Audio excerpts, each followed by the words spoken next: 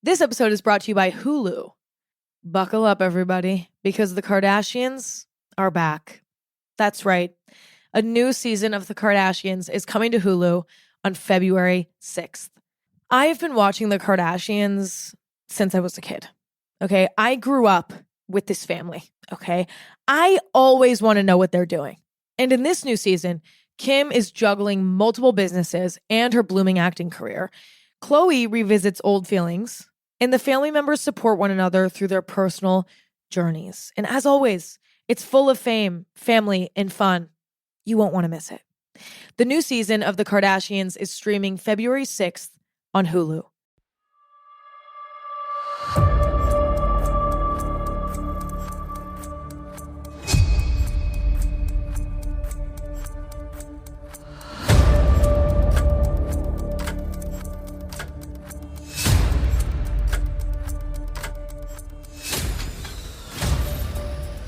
This is Fortune's Wheel, a podcast history of the late Middle Ages.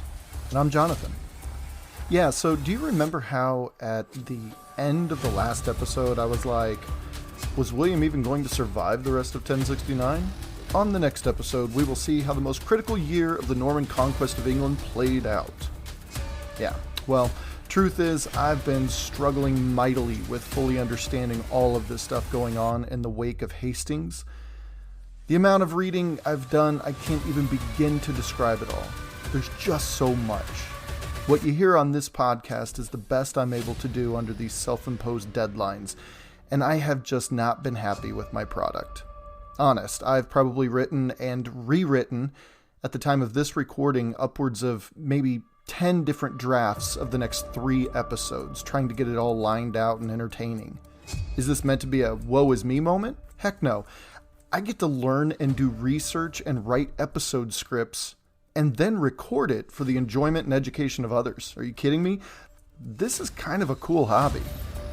But what this is just an explanation of what's been going on.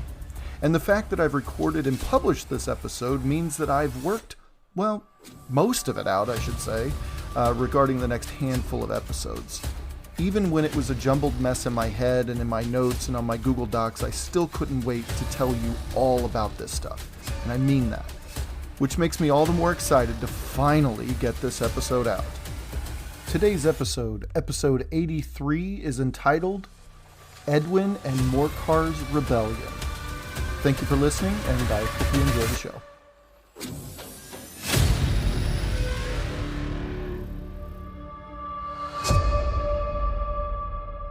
In the last episode, episode 82, entitled 1069, I presented, I hope, a picture of England, predominantly from the standpoint of the royal family.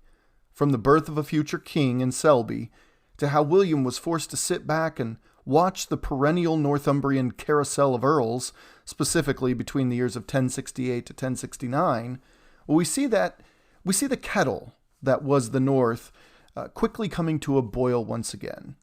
And I had hoped to have been successful in painting an accurate picture in how the goings-on in the North would launch England on a collision course with, frankly, one of the most horrific and despicable episodes in all of human history, which initially occurred during the winter of 1069 to 1070, but would have lasting consequences in the region for a very, very long time. Everything in that episode is accurate to my knowledge, but I feel like I'd like another crack at it all. When it comes to learning, if you think you got it right on the first try, in my experience, you probably didn't get it right. So when it comes to the last episode, it is part of the narrative, and I'm proud of the work that was done. But on this episode, I'm trying again. Only this time my little sketch of 1069 is, I hope, going to end up more of a painted portrait. My goal is to understand in richer detail what led up to the winter of 1069 to 1070 and convey this all to you. With richer context comes a richer explanation, and with a richer explanation comes what stories are used for in the first place. Emotional connection for better understanding of our shared history. Now, without further delay, let's get into this fascinating period of history. From 1068 to 1069, The kettle that was England was building up unprecedented steam. And after the century England had been having, this is a pretty incredible statement. Between Matilda's coronation in 1068 to the events in York in September of 1069, the English were gaining momentum on an underground, grassroots sort of movement of rebellion. And it's no wonder the English were exploding with anger by the late 1060s. Northumbria had erupted in violence against Earl Tostig Godwinson. Tostig's brother Harold had betrayed him and married into the Mercian line, who supported their own man for Earl of Northumbria. Their rightful king, King Edward II, he died, leaving no heir and plenty of wiggle room for possible usurpers. Tostig brings a legendary warrior and Norse king to make war against England, his home, only to be wiped out by now King Harold II Godwinson. King Harold rushed south because some cross-channel Norman ponyboy duke was also making a play on the throne, only for him to also be killed in battle. Now this Norman duke becomes king and leads a trail of destruction in his wake as he travels across this kingdom. Along the way, he plants the seeds for castles that spring up within months of his arrival. And then he proceeds to leave the most corrupt, seems to me anyway, to garrison the area from that castle. Oppressive taxes, ruinous sieges, Norman-induced famines, a dip in English markets, causing widespread poverty in the once prosperous island kingdom. Throw in the policy of forced conscription of Anglo-Saxons into the Norman army, not only to fight against their own countrymen, but also against the king's enemies on the mainland. And to boot, when William was back home in Normandy, he put 2 men in charge of England who harbored no love or compassion for the English people. So badly these 2 men were, in fact, that there were widespread reports of rape and wanton murder, property theft, and business sabotage, with nearly no justice given to the English whatsoever. So yeah, I think it's safe to say it's been a rough 3 years. 3 years. That's it. Can you believe all of that happened in just about 3 years? There were so many moving parts in those 3 years that few events in world history can match it. What, World War II? The French Revolution? I mean, obviously, these weren't the only times when tragedy struck, but it makes me really think about the Norman Conquest of England in the grand scheme of world history. Throughout my life, it was always a kind of a one-off, a statement of fact. Like the Battle of Hastings was in 1066, and the Norman Conquest of England was important. That was about it, sadly.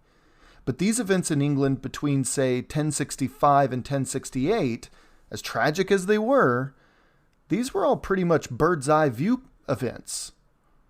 One story I found in Tracy Borman's book, Queen of the Conqueror, was a short little tale about an abbot of the Abbey of the Holy Trinity in Rouen, visiting the royal couple in England at an Easter ceremony. As minuscule as this story is, and, again, the grand scheme of things here, I think it sheds light on a larger issue. See, it sheds light on a pattern of behavior, if you will, with England's new king. 1,000 years later, only able to see William through the eyes of the chroniclers with very clear agendas, mind you, Borman's tale reminds us that we don't always see William for who he really was. Here's the William that each English individual had to endure, and I think it just shows as much, if not more than those previous events, what the English were forced to deal with. See, the story goes like this. Abbot Rayner was there to secure certain property rights in England on behalf of his abbey. This was, of course, quite common, as monasteries and abbeys were always looking for more and more ways to fund their operations. But William was looking to have a little fun himself. The abbot reached for the paperwork. At the same time, it seems to me, that William jabbed at the abbot's reaching hand. See, William's hand was holding a rather large knife, and the move was as if he was going to stab the top of the holy man's hand. The moment, it was incredibly tense. Well, after a hearty laugh, the king thought himself hilarious, though Matilda, ever the refined lady of the continental court, no doubt rolled her eyes, disgusted by the look of fear in the abbot's eyes. It was antics like this that made it into the records here and there that call into question all the disgusting behaviors a bully like William enjoyed that, well, all those things that didn't make it into the records. At the end of the day, some people are just assholes. We just wish they weren't our leaders, that's all. The Worcester Chronicles records the following, quote, "Then the king was informed that the men of the north were gathered together and meant to make a stand against him if he came." End quote. All right, so let's play a game, everybody. Which year was this particular record written in? Now, seriously, this statement was written in 1068, but it could have very easily been written in any other, really, 1069, 1072. I mean, this statement could apply to a lot of different years throughout the Norman Conquest. Now, to add what we discussed on the last couple episodes, there was an interesting series of events in late 1067 that would circle back and bite William in late 1068. And it involved an old friend of the podcast. See, upon returning from Normandy in 1068, during a whirlwind tour of Normandy, that is, Earls Edwin of Mercia and his brother Morcar of Northumbria, along with other distinguished guests, including one Edgar the Etheling, well, they had about enough of the quote-unquote honor bestowed upon them by William. They were held in such an honorable state that they were forbidden to leave William's side, making them more like hostages than those, quote-unquote distinguished guests. As soon as they made it back to England in 1067, they scattered. Earls Edwin and Morcar and Edgar the Etheling escaped the court and melted into the background of Mercia and Northumbria. Though, so as not to raise too many red flags, Morcar and Edgar made sure they made appearances every so often. However, there was one particular nobleman who was missing from the roll call at Matilda's coronation in 1068, though. Earl Edwin.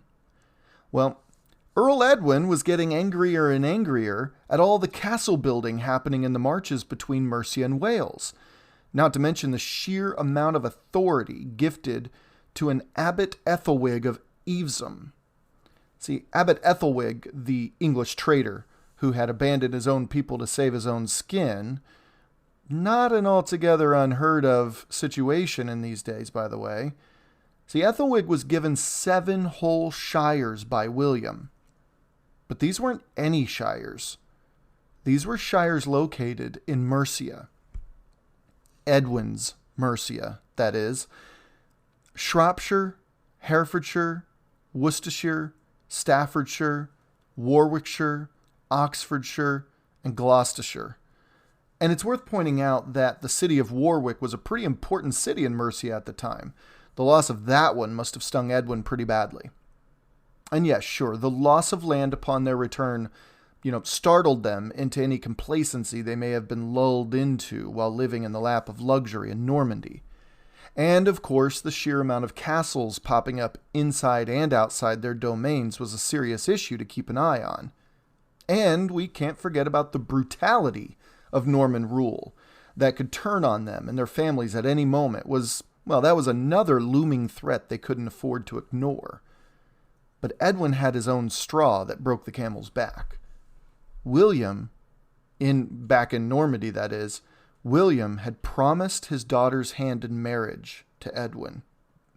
To marry into the royal family would have been a boon to Edwin's future prospects within this, new Anglo-Norman kingdom. But William reneged on his promise. So as far as Edwin was concerned, enough is enough. So do you remember Edric the Wild's alliance with some Welsh kings? Well, it turns out that Edwin of Mercia also went a searching for some Welsh allies. See, both Edric the Wild and Edwin of Mercia enlisted the help of King Blethyn of Gwynedd, which no doubt did quite little to ease William's anxiety about his western lands.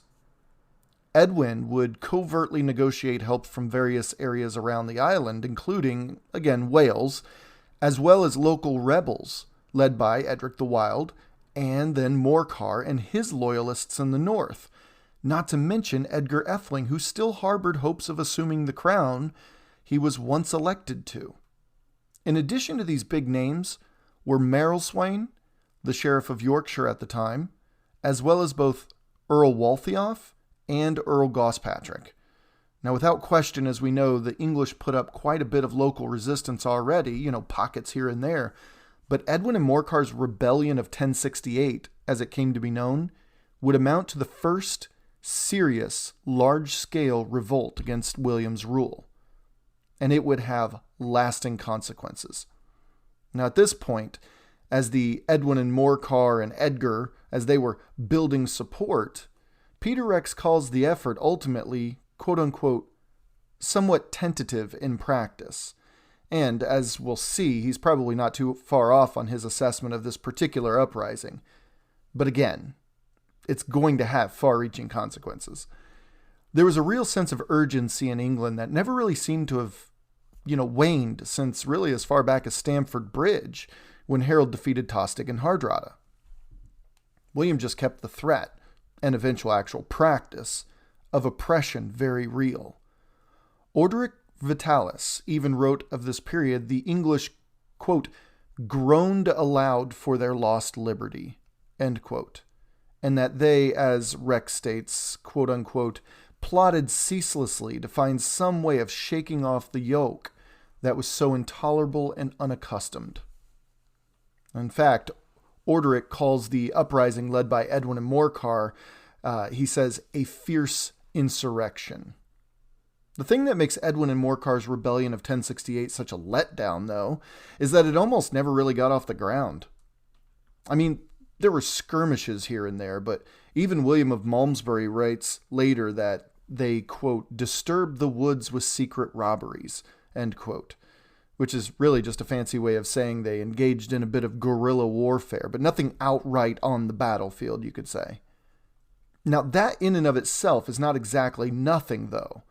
Guerrilla warfare can be insanely successful, but it's not, sexy in terms of historical conflicts.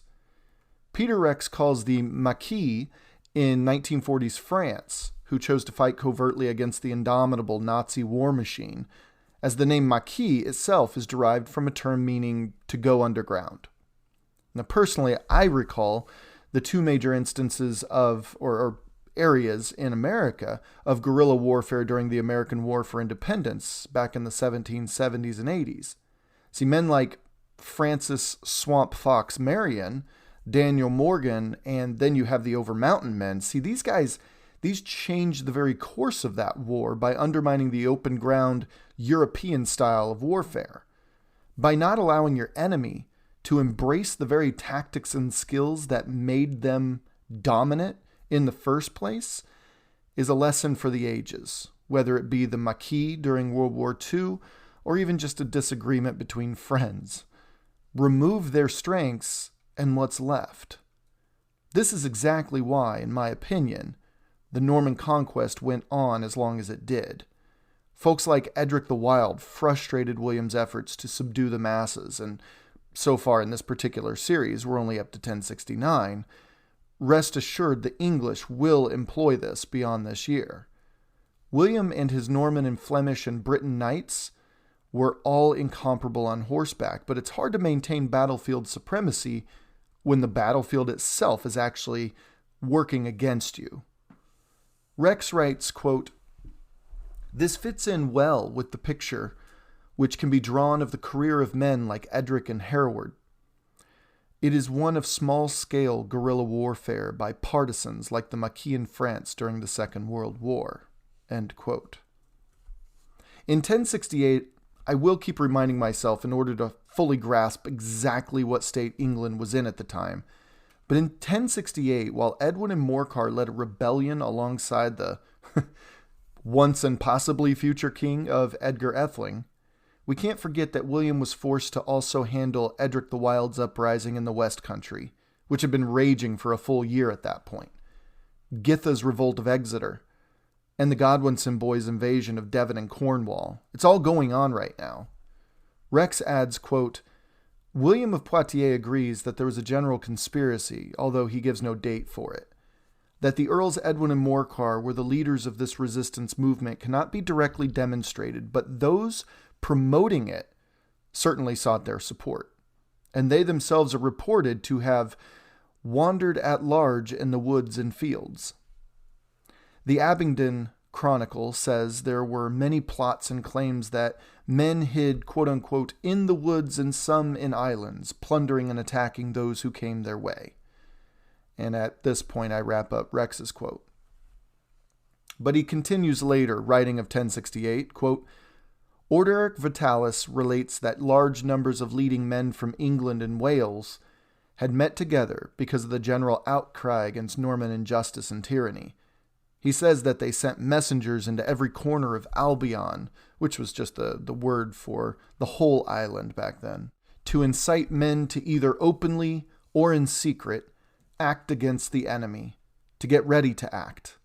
Prayers were said in churches throughout the land for the success of the rising. End quote. And thus we have the western half of the kingdom exploding along with Edwin and Morcar's rebellion. Considering all we've just heard from the records, it's hard to deny the idea that those in the western regions were attempting, maybe, to coincide their attempts with what they've heard from Mercia and Northumbria, from these earls themselves.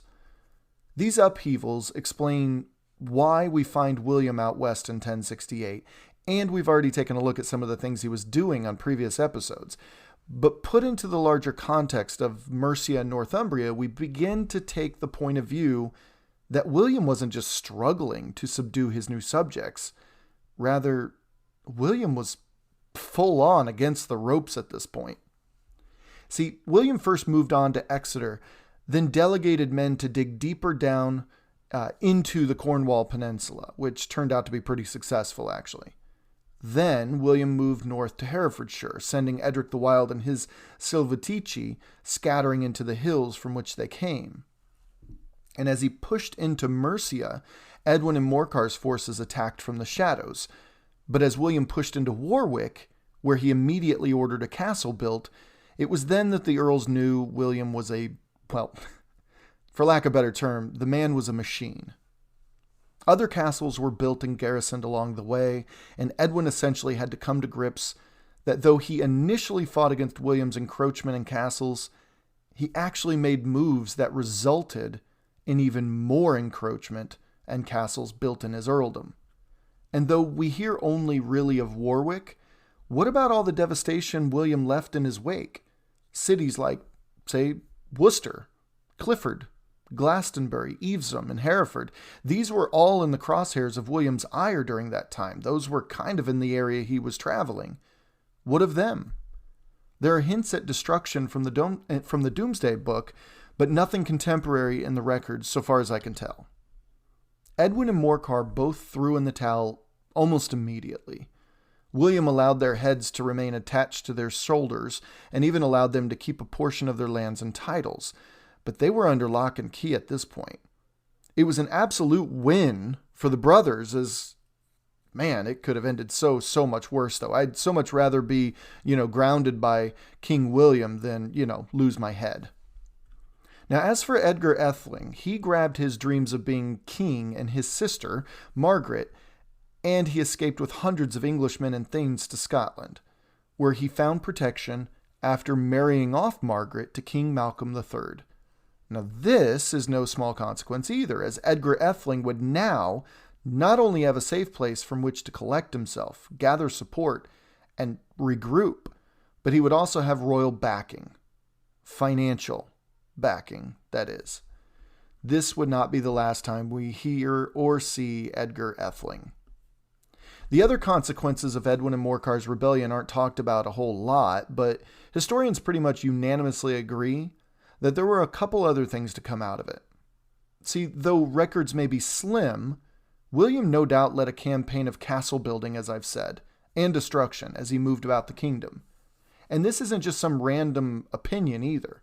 William has left 1,000 years of students of his conquest to marvel at the destruction he left wherever he went throughout England, especially during those first several years after Hastings. William couldn't take a leisurely afternoon walk without scorching a farm field or razing a village, it seems. So it's safe to say that he demolished parts of Mercia during this uprising. Something else of note was the sheer number of castles built along the way. Sure, the West Country, the lands once owned by the Godwins, from Exeter to Dover, and even up into London, had plenty of castles scattered about already. But Mercia was, some could say, at least deep into Mercia, somewhat new to the impressive nature of those structures. Castles were imposing buildings on an otherwise open horizon throughout the rolling hills of central and southern England. They made for frightening views to the English, who didn't really have anything like the castle until William arrived at Pevensey Bay.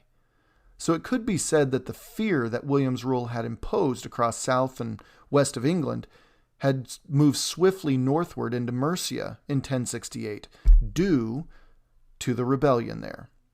And lastly, some historians are open to the idea that many would-be rebels around the kingdom were also paying close attention to these events, as they could easily serve as a practice run for their own rebellions. The problem was that William was already fed up with his new subjects, and the swiftness and brutality that he used in 1068 was enough to cow the most heated of enemies. Either way, the English were hardly finished testing their new usurper king. William, as furious as he was by this time, and he was, by the way, well, he was hardly at his angriest, if you can believe it. As hinted in the last episode, William, like his kingdom, was boiling in their rage toward each other. I'm just saying that England between, say, 1068 and 1070 was not really a place I'd wish upon my worst enemy. It was dangerous. From here, Edwin and Morcar are, again, as I said, once again William's honored guests, you could say. And Edgar, he's safe and sound in Scotland, regrouping. Edric the Wild, he's once again living in a hole in some forest out west somewhere. Matilda and her newborn, Henry, well, they're back in Normandy, prepping for insurrection on their southern border. Githa and her brood are arriving in Denmark, seeking support and asylum from King Sweyn II Estracen. And, of course, the carousel of Northumbrian earls continues to spin. There will be consequences for each and everything mentioned, and I can't wait to tell you about them.